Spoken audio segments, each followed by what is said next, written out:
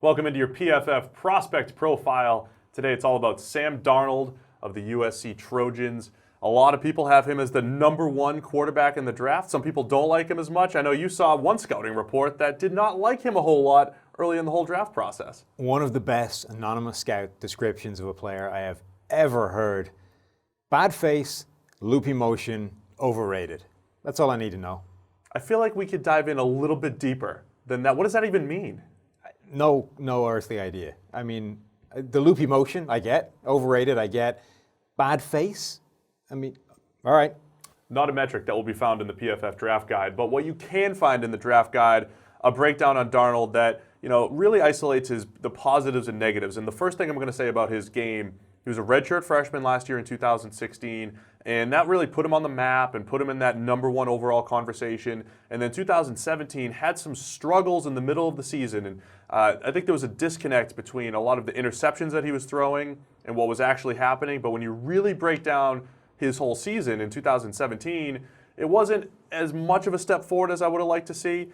But if you take away 4 games, and I know you can't, all but 4 games, he was the #3 graded quarterback in the entire nation. The problem was, in those 4 games, dead last in the nation. It was a 4-game, terrible, horrible slump that I think maybe summed up Darnold's 2017 season. And the thing about those 4 games is everything was bad. It wasn't as if, he was doing one specific thing that he, for whatever reason, went on a run of 4 games of doing that and then fixed it either side or whatever.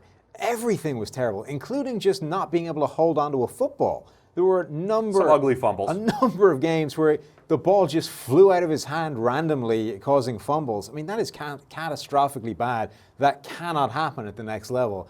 If the absolute baseline of quarterback play is you need to be able to hold onto the ball between you getting it from center and you deciding to either hand it off or throw it to somebody. You can't have scenarios where you just randomly allow the ball to shoot out of your hand. That's terrible. That's true.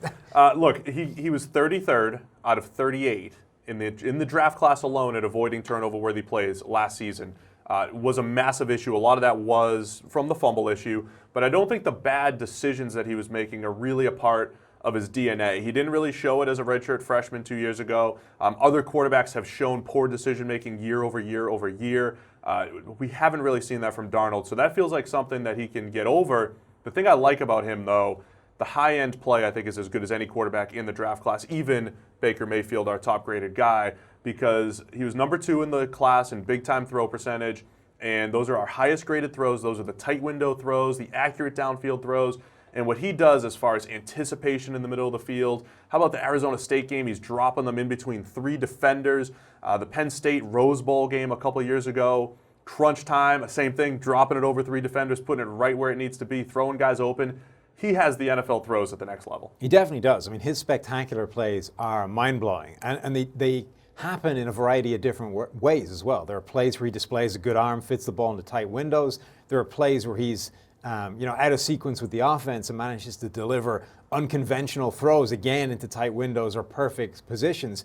The good stuff, I think, is fantastic. Nobody should have a problem with that. It's the negatives and explaining away those bad plays and if he's going to be able to eliminate those at the next level. The other question I have is when things are going well, when he's playing from a perfect platform without any pressure, without any issues, is he that much better than the college average to justify that potential #1 overall pick status? Yeah, so there was definitely a point last year when it seemed like he wasn't trusting the offensive line a whole lot, and we saw a lot of plays, Arizona game and a couple other games where he was facing quick pressure, and I do think he handles it well, and I think that's why I have him slightly ahead of a guy like Josh Rosen from UCLA, and I know we've been back and forth on these guys, but Darnold can create outside the pocket, and we've seen a lot of key plays where he's rolling out, does find the open man, and the thing I like best about him, the reason why I think he can succeed is because he does do that in crunch time, finds a way to get the job done, even when he's not having his best game. We've seen him make those fourth quarter comebacks and, again, just find a way to get the job done both inside and outside of the pocket. The only question, or another question that I have with Darnold is, as much as people want to ding Baker Mayfield for inexplicably not having a strong arm, if there's one of these top quarterback prospects who I've seen some of that on tape, it's Darnold. At times, his relative lack of a howitzer like Josh Allen or even like Baker Mayfield does seem to show up on tape. There's a lot of very fluttery passes, often to the right place. So Right. at least he's putting them in the right window.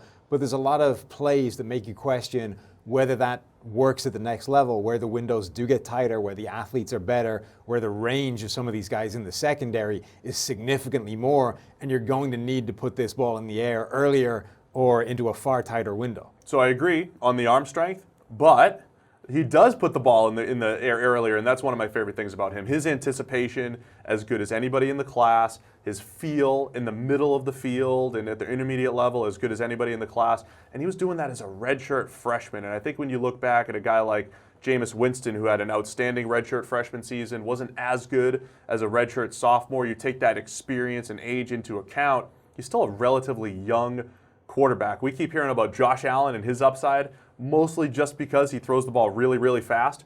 Darnold's upside is the fact that he's a 2-year starter. That's it.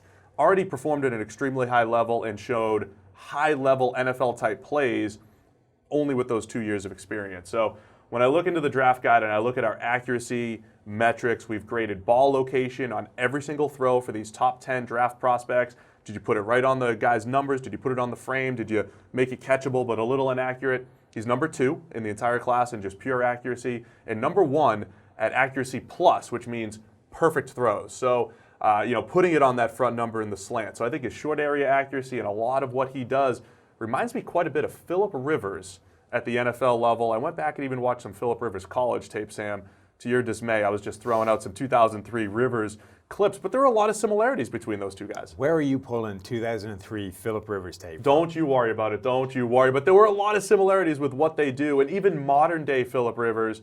I mean, it's a completely different player now, but their accuracy charts, which you could find as part of PFF Edge for both players, I mean, they are very similar where they win and where they are accurate at different levels of the field. I mean, that advanced accuracy ball charting data that we have as part of the PFF draft guide is the thing that has the potential to be game-changing, because we've been doing it for such a short amount of time right now. We still don't have a great handle on what it all means and what parts of it translate really well to the next level. But the part that you mentioned there, the fact that he does have or does show extremely high in some of these statistics, one guy that showed really high in one of these numbers that everybody missed on, including us, because we didn't really have this data at that time, Dak Prescott. Dak Prescott had extremely high numbers in some of this advanced accuracy charting stuff. So maybe the fact that Darnold is right up at the sharp end there is the reason to justify him being that high. Yeah, so I'm not trying to, take away from all the poor plays that he had last year.